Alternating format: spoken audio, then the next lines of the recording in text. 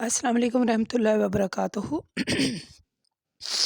ہاں جی، کیا حال ہے آپ سب کا؟ میں امید کرتی ہوں آپ ایمان اور صحت کی بہترین حالتوں میں ہوں گے انشاءاللہ تعالی۔ اللہ تعالی ہم پر اپنا کرم فرمائے، اپنی رحمت کرے۔ اچھا جی، آج سورۃ طٰہٰ ہم شروع کریں گے۔ الحمدللہ ہماری سورۃ مریم ختم ہو گئی، مکمل کر لی ہم نے۔ تو آج ہم سورۃ طٰہٰ شروع کرتے ہیں، دیکھتے ہیں اللہ تعالیٰ نے اس میں ہمارے لیے کیا حکم رکھا ہے، کیا پیغام ہے ہمارے لیے۔ تو شروع کرتے ہیں۔ نحمدہ و نصلی علی رسولہ الکریم، اما بعد، اعوذ باللہ السمیع العلیم من الشیطان الرجیم، من ہمزہ ونفخہ ونفثہ۔ رب اشرح لی صدری ویسر لی امری واحلل عقدۃ من لسانی یفقہوا قولی۔ رب زدنی علما، رب زدنی علما، رب زدنی علما۔ اللہم صلی علی محمد وعلی آل محمد کما صلیت علی ابراہیم وعلی آل ابراہیم انک حمید مجید۔ اللہم بارک علی محمد وعلی آل محمد کما بارکت علی ابراہیم وعلی آل ابراہیم انک حمید مجید۔ بسم اللہ الرحمن الرحیم۔ سورۃ طٰہٰ۔ طٰہٰ ما انزلنا علیک القرآن لتشقی الا تذکرۃ لمن یخشی، تنزیلا ممن خلق الارض والسماوات العلی۔ الرحمن علی العرش استوی، لہ ما فی السماوات وما فی الارض وما بینہما وما تحت الثری۔ اللہ تبارک و تعالیٰ کہتے ہیں، طٰہٰ یہ جو لفظ ہے سورت کے نام سے شروع ہو رہا ہے، پہلی آیت ہے طٰہٰ۔ یہ اس کے بارے میں ہم نے پڑھا تھا، یہ حروف مقطعات ہیں، اور حروف مقطعات کے متعلق سورت بقرہ کی جو پہلی آیت ہے نا، اس میں نے تفصیل سے بتایا تھا۔ آگے اللہ کہتے ہیں، اے رسول، ہم نے یہ قرآن آپ پر اس لیے نہیں نازل کیا کہ آپ مشقت میں پڑ جائیں، یہ تو بس اس شخص کے لیے نصیحت ہے جو اللہ سے ڈرتا ہے اور اس ہستی سے نازل ہوا ہے، اور اس ہستی کی طرف سے نازل ہوا ہے جس نے زمین کو اور بلند اور آسمان کو پیدا کیا، یعنی جس نے زمین کو اور بلند آسمان کو پیدا کیا۔ اور وہ ہستی کون سی ہے؟ رحمان ہے، جو عرش پر جلوہ افروز ہے۔ اسی کا ہے جو کچھ آسمانوں اور زمین میں ہے۔ یہ ذرا آیت نمبر 6 ہے، اس کا ترجمہ آپ غور سے سنیے گا۔ اللہ تبارک و تعالیٰ کہتے ہیں، اسی کا ہے جو کچھ آسمانوں میں ہے، جو کچھ زمین میں ہے، جو کچھ ان دونوں کے درمیان میں ہے، اور جو کچھ زمین کے نیچے ہے۔ اور اے رسول، اگر آپ اللہ سے پکار کر کوئی بات کہیں تو اللہ آپ کے پکار کو کہنے کی کوئی ضرورت نہیں ہے، اس لیے کہ وہ تو دل کے بھید بھی جانتا ہے اور چھپی باتوں کو بھی جانتا ہے۔ اللہ لا الہ الا هو اللہ الاسماء الحسنی۔ اللہ وہی الہ ہے، اس کے سوا کوئی الہ نہیں، اس کے اچھے اچھے نام ہیں۔ یعنی اس آیت میں یہ جو آیات آپ کے سامنے تلاوت کی گئی ہیں ترجمے کے ساتھ، اس میں اللہ تبارک و تعالیٰ کہ اے رسول صلی اللہ علیہ وسلم، ہم نے یہ قرآن آپ پر اس لیے نہیں نازل کیا کہ آپ مشقت میں پڑ جائیں۔ قرآن پاک کی تبلیغ جو ہے وہ جدوجہد اور مسلسل محنت کی ضرورت ہے۔ کوئی مانتا ہے، کوئی نہیں مانتا، کوئی مانتا ہے مانے، کوئی نہیں مانتا نہ مانے۔ یہ جو اللہ کے رسول صلی اللہ علیہ وسلم کی مسلسل تبلیغ اور جدوجہد پر روشنی ڈالتے ہوئے اللہ تعالیٰ کہتے ہیں کہ آپ جو ہے وہ مشقت میں نہ پڑے، پریشان نہ ہو۔ یعنی محنت اور مشقت جب حد سے بڑھ گئی تو اللہ تعالیٰ نے اس آیت کے ذریعے آپ کو تلقین فرمائی کہ اتنی محنت اور مشقت نہ کریں تاکہ یعنی پریشان نہ ہو جائیں۔ قرآن پاک تکلیف کا باعث نہیں بنا کر بھیجا گیا، الا تذکرۃ لمن یخشی، یہ تو اس شخص کے لیے نصیحت ہے جو ڈرتا ہے۔ ٹھیک ہے، جو ڈرتا ہے وہی نصیحت حاصل کرے گا، جو نہیں ڈرتا نہ صحیح۔ آپ کو مشقت میں ڈالا نہیں گیا۔ ٹھیک ہے، اللہ تبارک و تعالیٰ کہتے ہیں کہ اللہ کے اچھے اچھے نام ہیں، انہی ناموں سے پکاریں، ٹھیک ہے۔ وَهَلْ أَتَاكَ حَدِيثُ مُوسَىٰ، یعنی اے رسول صلی اللہ علیہ وسلم کیا آپ نے موسیٰ کا واقعہ سنا ہے؟ جب انہوں نے ایک آگ دیکھی تو اپنے گھر والوں سے کہا تم یہاں ٹھہرو، میں نے ایک آگ دیکھی ہے، میں وہاں جاتا ہوں، شاید میں اس میں تمہارے لیے کوئی انگارہ لے آؤں اور وہاں آگ کے مقام پر پہنچ کر کسی سے کوئی راستہ معلوم کروں۔ پھر جب وہ آگ کے مقام پر پہنچے تو انہیں آواز آئی اے موسیٰ، انہیں آواز آئی اے موسیٰ انی انا ربک فاخلع، یعنی اے موسیٰ میں تمہارا رب ہوں، تم اپنی جوتیاں اتار دو، اس لیے کہ اس وقت تم طوبیٰ نامی ایک مقدس وادی میں ہو۔ میں اللہ ہوں، میرے علاوہ کوئی الہ نہیں ہے، ٹھیک ہے، میں اللہ ہوں، میرے علاوہ کوئی الہ نہیں ہے، میری عبادت کرو، میرے ذکر کے لیے نماز قائم کرو۔ انی انا اللہ لا الہ الا انا فاعبدونی واقیموا الصلاۃ لذکری۔ کیا کرو؟ میں اللہ ہوں، میرے علاوہ کوئی الہ نہیں، لہٰذا صرف میری عبادت کرو اور میرے ذکر کے لیے نماز قائم کرو۔ قیامت یقیناً آنے والی ہے، اگرچہ میں اس وقت کو چھپائے ہوئے ہوں، قیامت اس لیے قائم ہوگی تاکہ ہر شخص اس کے اعمال کا بدلہ دیا جائے گا، اور اے موسیٰ جو شخص قیامت پر ایمان نہیں رکھتا اور اپنی خواہشات کے پیچھے چلتا ہے وہ تمہیں اس پر ایمان لانے سے روک نہ دے، پھر تم دوزخ میں جا گرو گے، ٹھیک ہے۔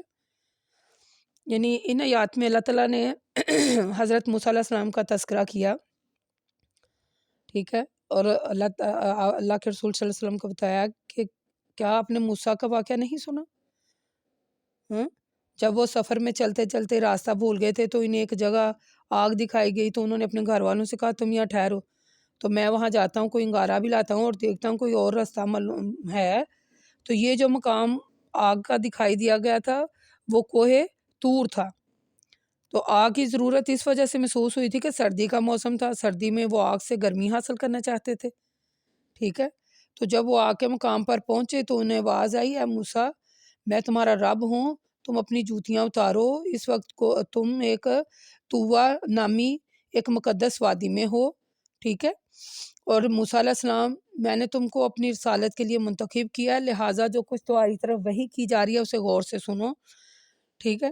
اور اللہ کہتا ہے میں اللہ ہوں، میرے سوا کوئی الہ نہیں ہے، میری عبادت کرو اور میرے ذکر کے لیے نماز قائم کرو۔ میں آپ کو ایک حدیث سناتی ہوں۔ حضرت ابو ہریرہ رضی اللہ تعالیٰ عنہ فرماتے ہیں اللہ کے رسول صلی اللہ علیہ وآلہ وسلم جب خیبر سے لوٹے تو آپ رات کو سفر کرتے رہے، جب آخری شب ہوئی تو آپ کو اونگ آ گئی، آپ نے پڑاؤ کی اور بلال سے کہا آج کی رات تم ہمارا پہرا دو۔ حضرت بلال نماز پڑھتے رہے جتنی کہ ان کی تقدیر میں لکھی ہوئی تھی۔ اللہ کے رسول صلی اللہ علیہ وسلم سو گئے اور آپ کے صحابہ بھی سو گئے۔ پھر جب صبح قریب ہوئی تو بلال رضی اللہ تعالیٰ عنہ مشرق کی طرف منہ کر کے اپنی اونٹنی پر ٹیک لگائے بیٹھ گئے، ان کی آنکھ لگ گئی۔ پھر نہ تو رسول صلی اللہ علیہ وسلم ہی جاگے اور نہ بلال اور نہ آپ کے صحابہ میں سے کوئی اور جاگا، یہاں تک کہ جب ان پر دھوپ پڑی تو اللہ کے رسول صلی اللہ علیہ وسلم سب سے پہلے جاگے، آپ گھبرا گئے اور فرمایا اے بلال۔ بلال نے عرض کی اے اللہ کے رسول صلی اللہ علیہ وسلم میرے ماں باپ آپ پر قربان، میرے نفس کو بھی اس نے پکڑ لیا جس نے آپ کے نفس کو پکڑا۔ آپ نے صحابہ سے فرمایا اونٹوں کو ہانک دو، انہوں نے تھوڑی دور اونٹوں کو ہانکا، پھر اللہ کے رسول صلی اللہ علیہ وآلہ وسلم نیچے اترے، آپ نے وضو کیا اور بلال کو اقامت کہنے کا حکم دیا۔ حضرت بلال رضی اللہ تعالیٰ عنہ نے نماز کی اقامت کہی، اللہ کے رسول صلی اللہ علیہ وسلم نے صبح کی نماز پڑھائی، پھر جب نماز پڑھ چکے تو فرمایا جو شخص نماز پڑھنا بھول جائے جب یاد آئے تو پڑھ لے، اس لیے کہ اللہ تعالیٰ نے میری یاد کے لیے نماز قائم کی۔ ایک اور حدیث بھی سنیے، یہ جو حدیث میں نے آپ کو سنائی یہ صحیح مسلم کی ہے، دوسری بھی صحیح مسلم کی ہے۔ پھر آگے بات کرتے ہیں۔ حضرت انس رضی اللہ تعالیٰ عنہ فرماتے ہیں اللہ کے رسول صلی اللہ علیہ وسلم نے فرمایا جب کوئی سو جائے، غور سے سنیے گا، اللہ کے رسول صلی اللہ علیہ وسلم نے فرمایا جب کوئی سو جائے یا نماز سے غافل ہو جائے تو اس کو چاہیے جب یاد آ جانے پر پڑھ لے، اس لیے کہ اللہ تعالیٰ نے نماز کو میری یاد کے لیے قائم کیا ہے۔ ٹھیک ہے، اب آپ کو وہ جو میں نے آیات کا ترجمہ آپ کو پڑھ کر سنایا اور یہ حدیث 2 پڑھ کر سنائی، اب آپ کو سمجھ آ گئی ہونی ہے کہ اللہ تبارک و تعالیٰ کیا کہنا چاہ رہے ہیں۔ کتنی آسانی اللہ نے کر دی، کتنی آسانی کر دی اس نے کہ اول تو ٹائم پر نماز پڑھیں، بھول چوک ہو جاتی ہے انسان سے، بندہ بھول جاتا ہے، تو اللہ کہتا ہے پھر جب یاد آ جائے تو میری نماز قائم کرو اور میرا ذکر کرو۔ میری آنکھوں میں سے آنسو جاری ہو گئے کہ میں نے اس سے زیادہ رحم کرنے والا اور کوئی نہیں پایا، وہ کتنا مہربان ہے ہم پر، ہاں کتنا محبت اور پیار کرتا ہے اللہ ہم سے۔ اللہ نے کہا اگر سو جاتا ہے تو جب جاگ آ جائے تو تب ہی نماز پڑھ لے۔ ہاں ہم کیا کرتے ہیں، ہم جانتے بوجھتے ہوئے بھی نماز نہیں پڑھتے۔ ہاں؟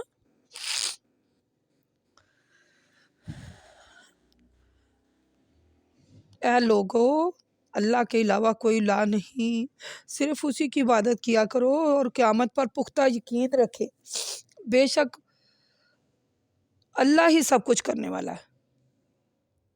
ہاں وَمَا تِلْكَ بِيَمِينِكَ یا موسیٰ، اللہ کہتے ہیں اور اے موسیٰ یہ تمہارے سیدھے ہاتھ میں کیا ہے؟ موسیٰ نے کہا یہ میرا عصا ہے، میں اس سے سہارا لیتا ہوں، اپنی بکریوں کے لیے اس سے پتے جھاڑتا ہوں اور اس سے میں اپنی ضرورتیں بھی پوری کرتا ہوں۔ پھر اللہ تعالیٰ نے فرمایا اے موسیٰ اسے زمین پر ڈال دو، انہوں نے اسے زمین پر ڈال دیا، کیا دیکھتے ہیں کہ وہ ایک سانپ ہے جو دوڑ رہا ہے؟ اللہ تعالیٰ نے فرمایا اسے پکڑ لو اور ڈرو نہیں، ہم اسے عنقریب پھر اس کی پہلی حالت پر لوٹا دیں گے۔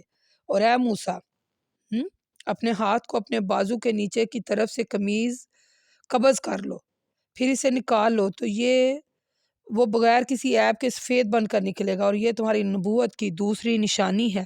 یہ 2 نشانیاں ہم نے تم کو اس لیے دی ہیں تاکہ ہم تم کو اپنی قدرت کی بڑی بڑی نشانیاں دکھائیں۔ اور اے موسیٰ فرعون کے پاس جاؤ، وہ بڑا سرکش ہے۔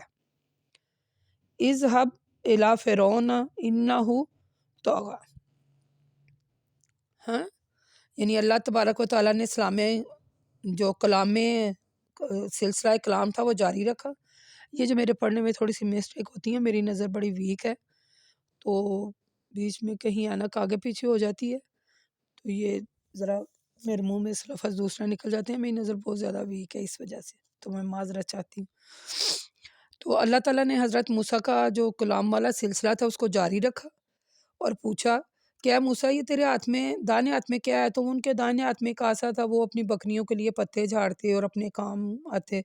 تو پھر اللہ تعالیٰ نے انہیں کہا یہ میری پہلی نشانی ہے کہ یہ تم اسے زمین پر ڈالو تو وہ سانپ بن جائے گا، اور جب تم اسے پکڑو گے تو وہ دوبارہ یعنی لاٹھی کی صورت اختیار کر لے گا۔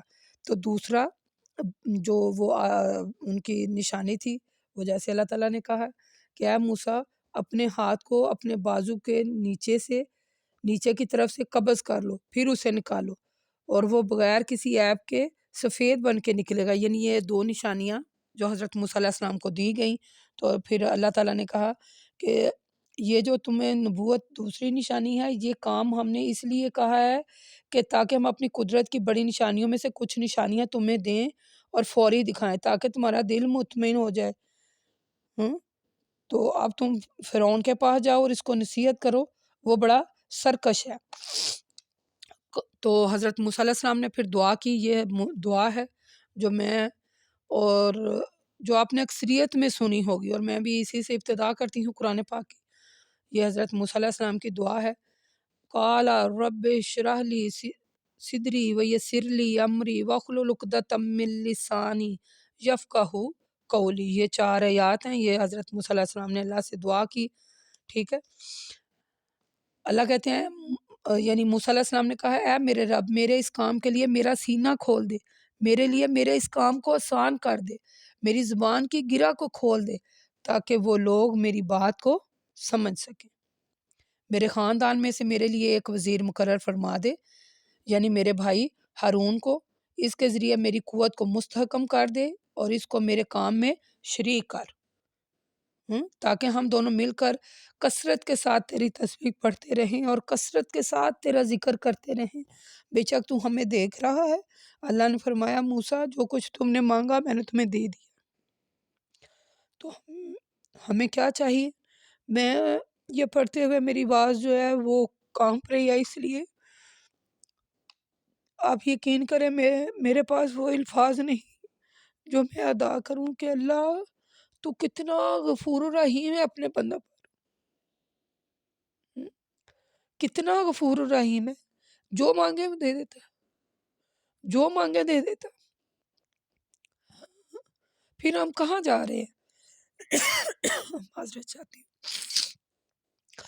پھر ہم کہاں جا رہے ہیں؟ کس طرف جا رہے ہیں اس کو چھوڑ کر؟ حضرت موسیٰ علیہ السلام کی یہ دعا ہے، یہ آپ یاد کر لیجئے گا، یہ بڑی اہم ترین دعا ہے۔ جب بھی آپ جو ہے وہ اللہ کا ذکر کرنے لگے، کوئی بات کرنے لگے، اللہ کا کلام بیان کرنے لگے، تو یہ دعا بڑی اہم ہے، یہ دعا آپ یاد کر لیجئے گا۔ اس کے ذریعے اللہ ہمارا سینہ کھول دے گا اور کام کو آسان کر دے گا، زبان کی گرہ جو لگی ہوتی ہیں وہ کھول دے گا۔ اور آپ یعنی انہوں نے دعا کی تاکہ لوگ میری بات کو سمجھ سکیں، عقدۃ من لسانی یفقہوا قولی، ٹھیک ہے؟ تو اللہ تعالیٰ نے موسیٰ علیہ السلام کو وہ سب کچھ دے دیا جو انہوں نے مانگا، یعنی حضرت جب اللہ تعالیٰ کی طرف سے موسیٰ علیہ السلام کو رسالت کے فرائض ملے تو پھر انہوں نے یہ دعا کی جو میں نے ابھی آپ کے سامنے پڑھی۔ تو یہ جو یعنی کہ اللہ تعالیٰ نے آپ کی دعا اس لیے بھی قبول کی کہ آپ کی مثلا انہوں نے دعا کی نا میری زبان آسان ہو جائے، تو زبان جو ہے وہ لڑکھڑا جاتی ہے، یہ میری زبان بھی اکثر لڑکھڑا جاتی ہے، لفظ منہ میں سے بولنا کچھ ہو جاتا ہے تو وہ ادا لفظ کچھ اور ہوتا ہے، تو خوش پہ اگلے کو جو سمجھ آ رہی ہے وہ کچھ اور ہو کہ اس نے کیا بولا ہے اور کیا نہیں۔ تو اس لیے یہ دعا بڑی ضروری ہے، آپ یہ دعا یاد کر لیجئے گا، بڑی اہم ترین دعا ہے۔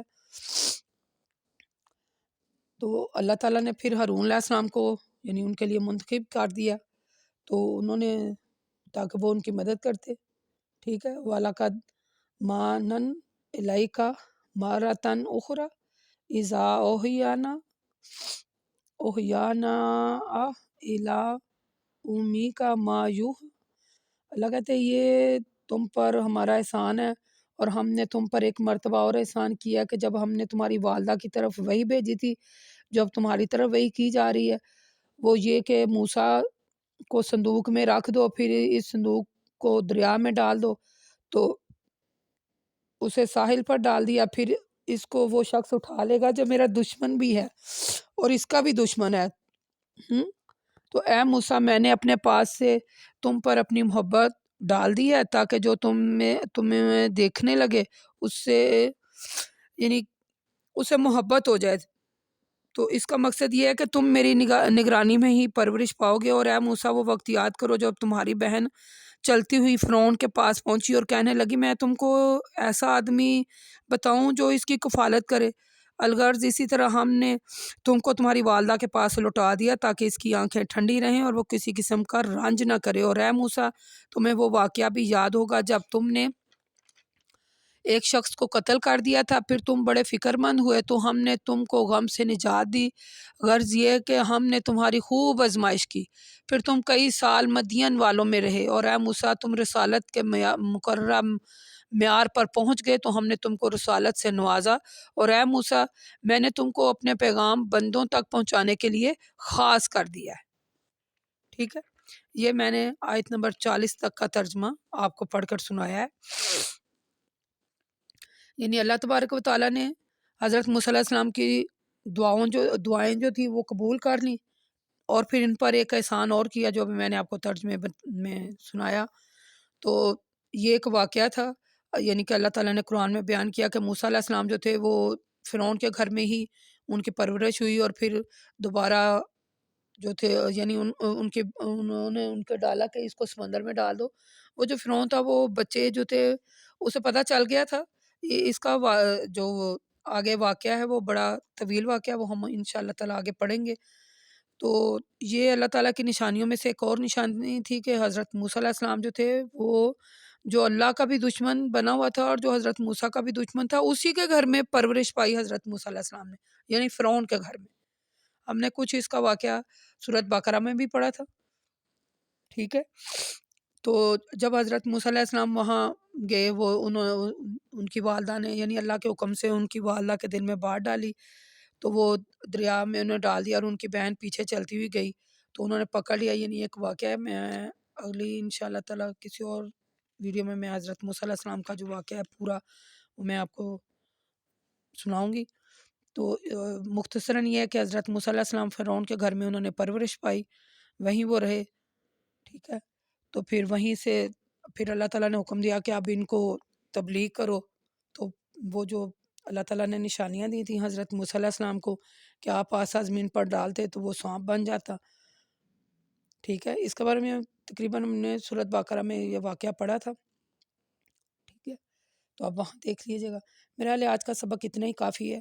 آیت نمبر جو ہے 43 تک ہم نے پڑھا ہے، تو آج کے لیے اتنا ہی کافی ہے۔ سورۃ طٰہٰ ہم نے شروع کی تو آیت زیادہ ہم نے پڑھ لی، پتہ نہیں چلا۔ 43 آیت تک میں نے آپ کو ترجمہ تفسیر پڑھ کے سنائی۔ میں زیادہ تفسیر اس لیے کم کری کہ آگے آگے ہم جو پڑھ رہے ہیں ہم نے اس کے بارے میں پیچھے بھی بہت زیادہ پڑھا۔ الحمدللہ مجھے یقین ہے کہ اب آپ کو سمجھ آنے لگ گئی ہوگی اور آپ خود سے بھی ترجمہ یاد کرنے لگ گئے ہوں گے، ٹھیک ہے۔ تو آج کے لیے اتنا ہی کافی ہے۔ وَقُولُوا قَوْلِي هَٰذَا لِأَسْتَغْفِرُ اللَّهَ اسْتَغْفِرُ اللَّهَ۔ اللہ تعالیٰ سے دعا ہے، یا اللہ یہ جو میرے پڑھنے میں سمجھانے میں کوئی بھول چک غلطیاں ہو جاتی ہیں تو یا اللہ مجھے معاف کرنا، اور میرے لیے بھی وہی حضرت موسیٰ علیہ السلام کی دعا میرے منہ سے نکلتی ہے کہ میری جو زبان کا گرا جو لگ جاتا ہے اس کو کھول دے، اور میرے منہ میں سے ایسی باتیں نکال جو لوگوں کو سمجھ میں آ جائے، اور میری غلطیاں کوتاہیاں معاف کر دے میرے مالک۔ آمین ثم آمین۔ السلام علیکم ورحمۃ اللہ وبرکاتہ۔